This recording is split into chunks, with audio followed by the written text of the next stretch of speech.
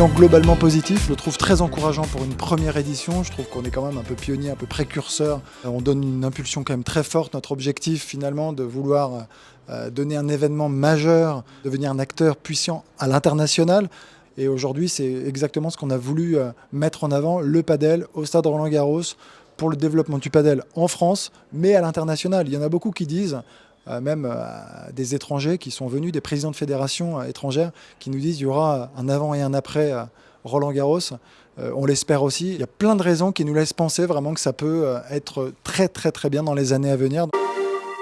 Les points positifs, c'est d'avoir eu déjà tous les meilleurs joueurs du monde s'affronter sur le cours Philippe Chatrier. Ce sont les retours aussi de ces joueurs qui ont trouvé l'événement fantastique.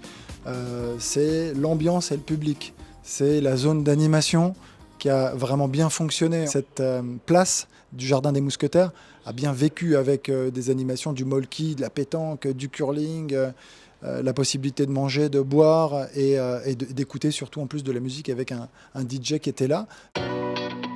Les joueurs se sont bien débrouillés, il n'y a pas eu de contre-performance, il y a eu des bons matchs. En tout cas, c'est aussi essayer de réduire l'écart à terme. C'est pour ça qu'on lance aussi tout un plan de développement en termes de formation avec des rassemblements, de la détection, des compétitions jeunes. Parce qu'on veut à terme avoir des jeunes qui seront sur le cours Philippe Chatrier et qui joueront au padel et qui auront démarré par le padel.